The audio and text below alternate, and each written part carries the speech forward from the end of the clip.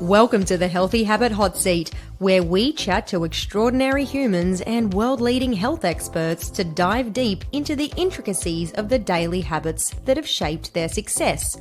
Remember, success leaves clues, right? I'm your host and resident healthy habit coach, Loz Antonenko, and I cannot wait to help you re-energize your life so you too can create opportunity, vitality, and abundance to become the master of your own incredible healthy destiny. Now, let's get into today's conversation. Welcome back. Thank you so much for joining me once again, Steven J Whiteley. It is like we never left. Actually, I did an interview with somebody, and he goes, "Oh, should I do a costume change?" And he got another hat and put it on. He just changed his hat. No, hang on. There you go. Whole different guy. Hang on. Nobody No. knows. Yeah. Like that scene in an 80s film where the shy girl does that. That's it. The big flip. Give me some soft focus and some backing music. And some slow motion. A bit of slow motion. So in the last episode, we spoke about, your life and your learnings on your personal quest is sort of where you are now in this, sober, clear direction, and you feel like you're living a more purposeful, productive and fulfilling life. You've mentioned before you've worked on cruise ships as a touring artist, and you've done a lot of travelling, obviously. Mm-hmm. Where has been your most memorable meal? Now, memorable is being the operative word in this sentence. Where has been your most memorable meal, and why, and who was it with? It's funny you should say that. I think my most memorable meal stands out was in Noumea at a little tapas place. And it was my first cruise after I got out of detox. And everyone had told me that I shouldn't go, that I shouldn't do. I was 2 days out of detox. So I went into detox because they had to detox me because they said if you stop drinking, you're going to die. I was that saturated in alcohol that my body was that dependent on it. And anyway, so I went into detox. The first couple of days were a complete blur, as you can imagine, because they were just pumping me full of Valium just to stop me from climbing the walls.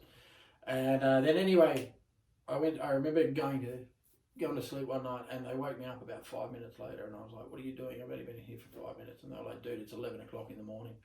And I'd slept for nearly 12 hours straight, and I leapt out of bed, and I just felt so alive. And as we mentioned, I've done every drug known to mankind, but nothing just taking all of the good drugs in the world and all at once, and just all of the good stuff, the clarity, the feeling, the lights were brighter, the energy, the smell, the everything. And I was like, I feel amazing. And the nurse looked at me and she said, it's because there is a point to this. We will get back to the meal. Yeah. And the nurse said to me, it's because it's the first time you've been asleep in over a decade. Yeah. And I said, don't be stupid. I used to go to sleep all the time. She goes, no, you used to black out.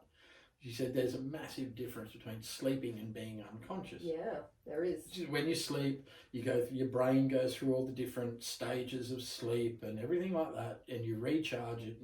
She said you never did that. You just basically would shut it off. You've got hypnopompic and hypnagogic states. There you go. That's exactly what the bit you had before you go to sleep and after. So you were missing all of that. I was missing all of that. Yeah. And anyway, so I went from 0 to sober like that. And the minute I got sober, that was it. I was sober. I was staying sober. And I have. But it's very hard to convince other people of that.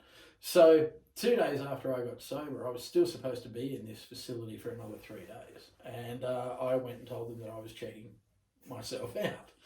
And the nurses went, no, not a good idea. And I said, no, I'm fine. I don't want to drink. Don't care if I never drink again. And they're like, okay, that's fine. But what you don't understand is we've got you on so much Valium at the moment to get you through this that you're now addicted to Valium. And if you stop taking Valium like that, it's going to be just as bad. Yeah. And I said, because I'm a thinker, I said, that's all right. What I'll do is I'll go and see my GP. I said to them, give me a prescription for Valium or give me a pack of Valium. I'll take them with me and I'll wean myself off. This is after 2 or 3 days of me sitting down telling them how I'm an addict, So now just give me one of the most addictive substances known to mankind and I'll be right. I'll only take a few and then I'll wean myself off. They went, fucking worst idea we've ever heard. And they said, anyway, we can't give you the Valium. We're not allowed to give you any prescription drugs to take away from here, and we're not allowed to let you leave here with any prescriptions or anything. So basically, yeah. Again, thinker. I said, that's fine. I'll get my wife to make me an appointment with my local GP, and I'll get him to give me a prescription for Valium. And they're like, worst idea ever. Told my wife, she's like, this is a fucking terrible idea. I'm like, nah, it's a brilliant idea, trust me. So I checked myself out. Jess, to her, made me an appointment with my GP. I went and saw him. He told him the plan. He's like, worst idea ever. I'm like, nah, seriously. And I said to him, give me a prescription for a bottle of Valium. Just one? Yep, and I'll never ask you for Valium ever again. And he did it. And I got a bottle of 25 Valium. I took 7 of them and I haven't touched one since, ever. Wow. 2 days later, I was on a flight because I said to the nurses and my GP, I said, the reason I need to get out is because I'm due on a cruise ship on Tuesday. And they're like, you fucking what now? I'm like, yeah, I've got to go back to work. And they're like, you can't go to a cruise ship. You're just come out of detox. I'm like, no, I'll be right.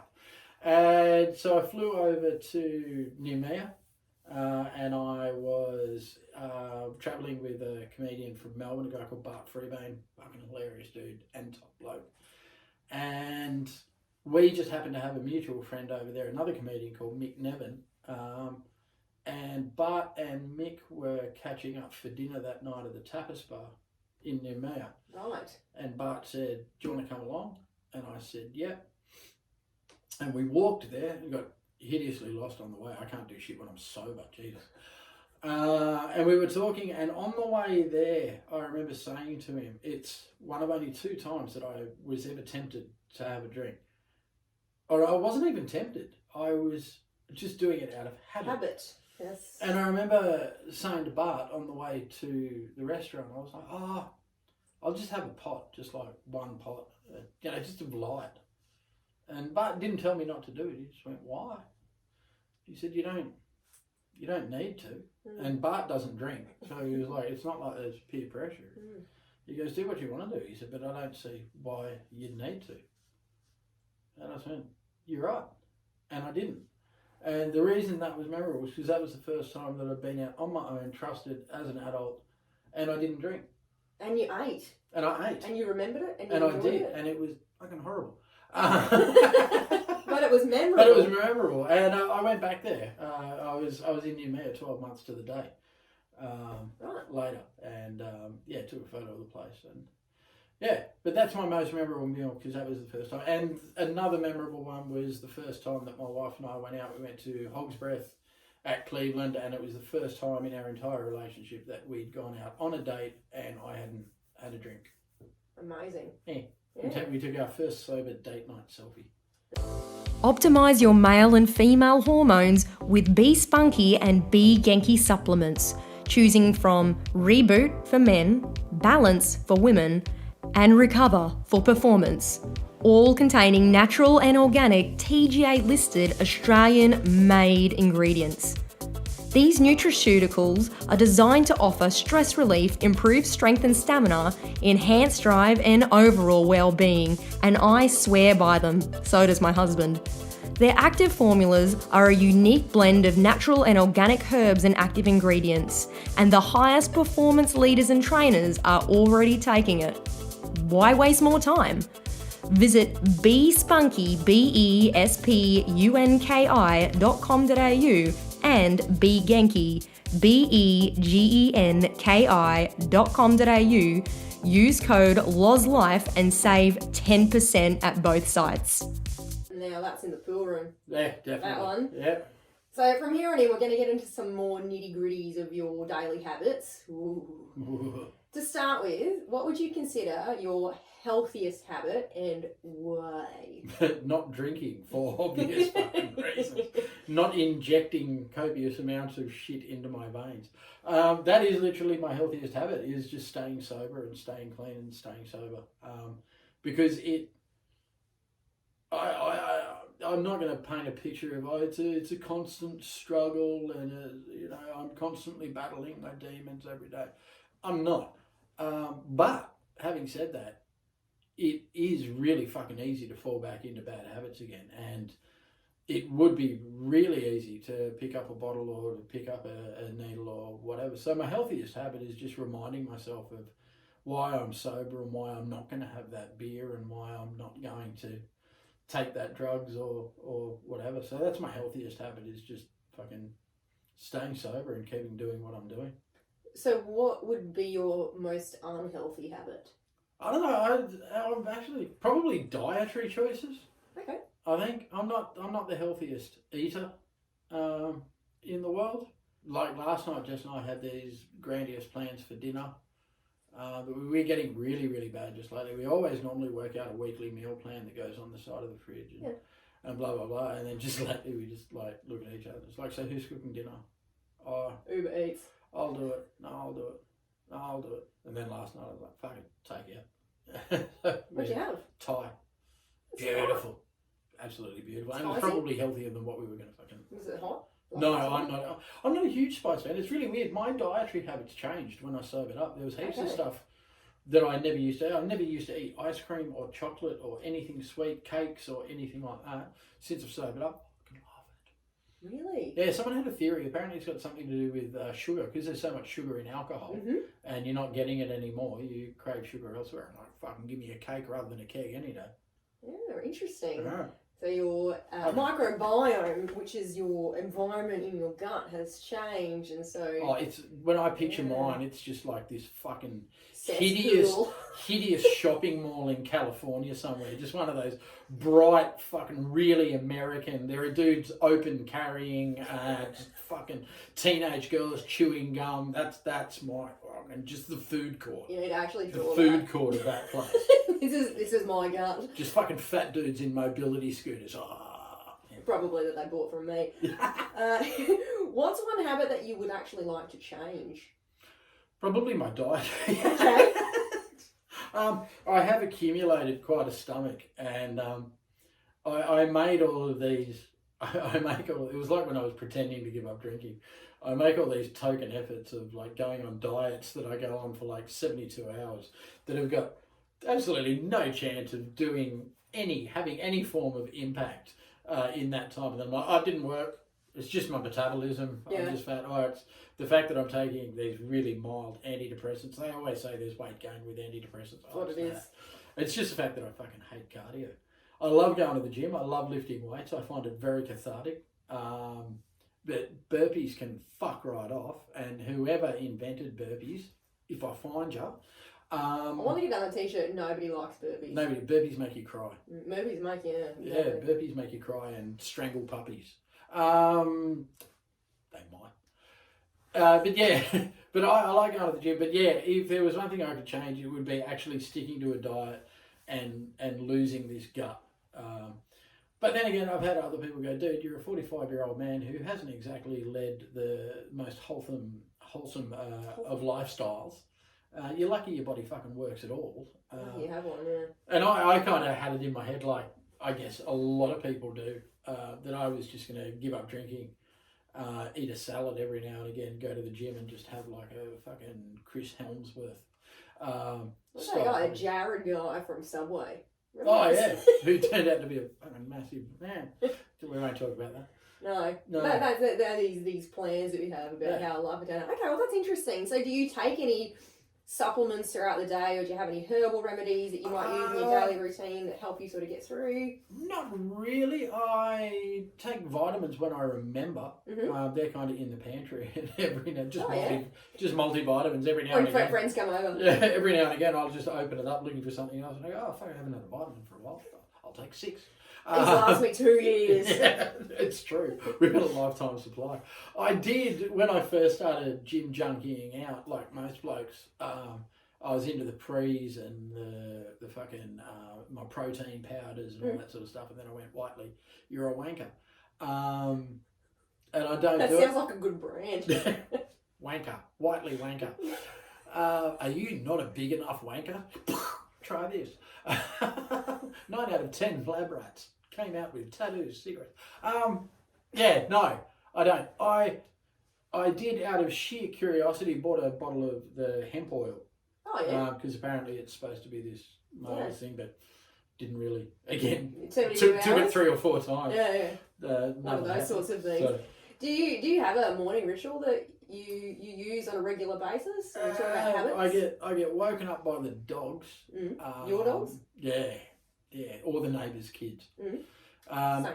But no, the dogs have, I don't know what it is with dogs, but they've just decided 7 o'clock. It's enough time for you to wake up. Yep. Which they love to do by launching themselves at my ballsack.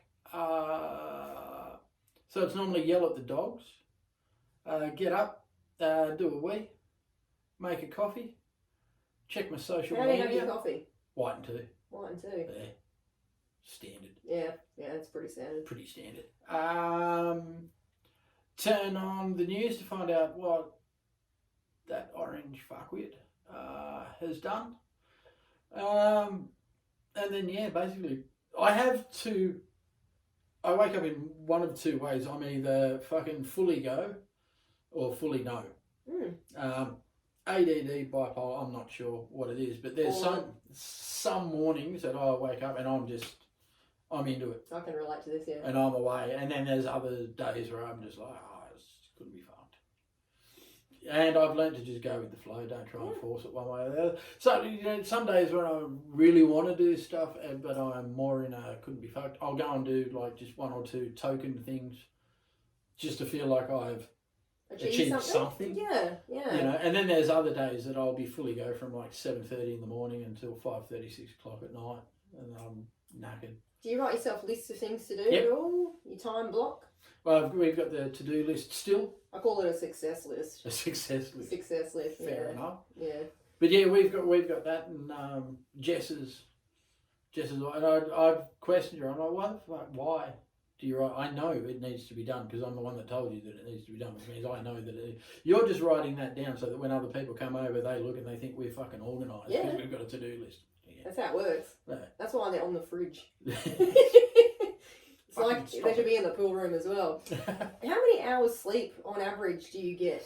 It's really weird. Since I sobered up, I'm pretty regular now. I'm asleep by about midnight, and then up at 7 o'clock every morning. Okay. Yeah, And do you sleep well? Yes. Like, do you feel like I you're fresh when you wake up? I do. Jess doesn't. I just saw your social media with the sleep apnea. Getting the test. Getting the test done, so find out. But apparently it's not uncommon. I had a lot of mates after I posted that last night. I had one of my really, really good friends, Mark McConville. He messaged me. He's got sleep apnea, and he was saying that when he did the test, they found out that he was stopping breathing up to 30 times an hour. Wow. During the night, and he was saying that that when you're obviously restricting airflow to the brain. He said sometimes you can only be getting like 70%, which increases the chances of strokes and stuff like that. So, but the main thing is just, poor Jess. Again, we're back to sleeping in separate rooms because she just can't deal with it. And earplugs. I tried literally bought like 1,000 earplugs. She's tried it, and I don't know whether she's not putting them in properly or if she just bought cheap shitty ones. But anyway, I'm gonna get it sorted, But yeah, no, I'm in bed by about 11:30, and then I mess about. We've got the telly in the bedroom. Yep. So I put that on. Jess has actually normally been asleep on the couch for 2 or 3 hours by this stage, and then go to bed and then up at 7. It's really weird. I've never had that before. Yeah, right. So with your energy that you've got now, you're getting a lot done in the day? Yeah, sometimes. And then other times, fuck all. Yeah. So it all just depends on how you wake up, what side of the bed you wake up on, because you've got both sides, because you're sleeping in another bed. This week, what are you going to be giving energy this week? What's one of your biggest goals just this week? This week coming? Yeah, let's I haven't thought that far ahead. Yeah. Actually. Next 7 days. Next 7 days. I've got, not really, I've got, the problem is that I had a very productive last couple of weeks where I ticked off, I wanted to build an outdoor kitchen. So we had the barbecue, and I had a little battery operated rotisserie that I bought from Aldi, and we just had all of this stuff just sort of sitting out in the entertainment area. And I had this vision in my head for ages of building it in to a timber cooktops and everything. I'm submerging my rotisserie into the bench top so that it blah, blah, blah. And I actually did that. It took a long time, but I built it from scratch.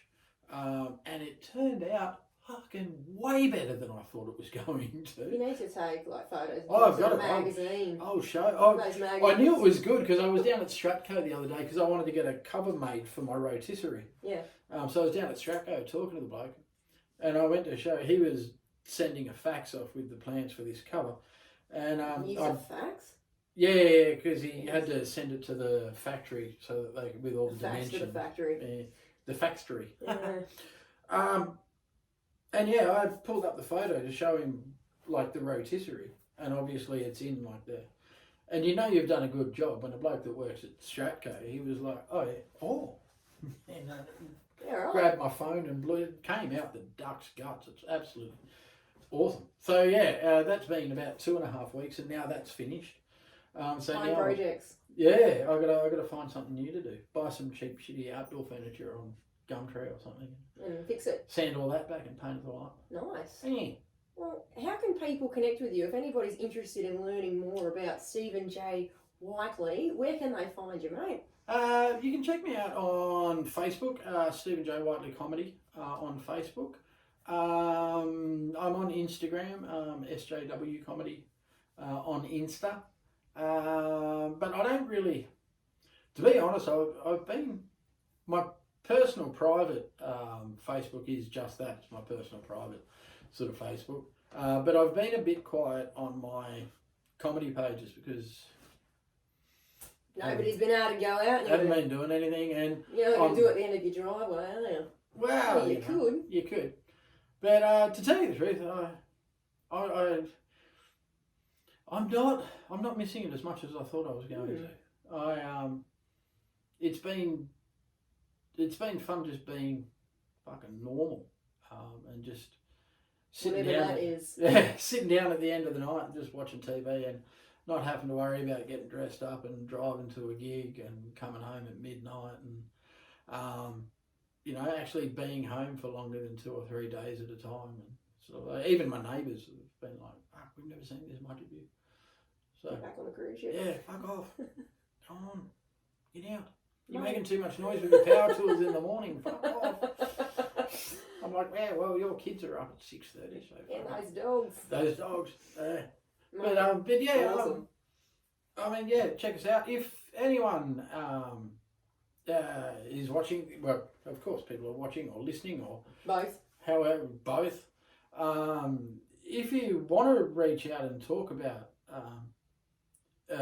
addiction, or if you're a little concerned about how much you're drinking or whatever, and you want to have a chat with someone, you can find me, shoot me a message on Facebook, or get in contact through Loz. We'll put some links in the show notes here, guys. I'm not registered yet. I've still got a long way to go before I can practice as qualified, but I'm fucking qualified. But as I said in the last episode, this is the one thing that I'm going to have to keep in mind as a counsellor is you can't cure someone of an addiction. You've got to be ready to make that step. So, but yeah, if you wanna have a chat about any of that, I'm always here. Thanks so much, Steven J Whiteley. No worries, It's Loz. been great chatting. Oh, it's been Thanks fun. for hanging out, mate. Too easy. Catch you next Jellyfish time. out. Yo! Thanks so much for joining us this week on the Healthy Habit Hot Seat. Make sure to visit lozlife.com, where you can subscribe to the show in iTunes, Google Podcasts and Spotify so you'll never miss an episode. While you're at it, if you found value in this show, I'd be stoked with a 5-star rating on iTunes. Better still, tell a friend and share the love. If you loved this episode, you might want to check out my book, The Healthy Habit Handbook, available in softcover, ebook and audio form on Amazon, Barnes & Noble, Balboa Press and all good bookstores. Be sure to tune in for our next episode for your fortnightly dose of inspiration from some of the world's most successful and healthy lifestyle masters. Remember, stay inspired. I'm Loz Antonenko and ciao for now.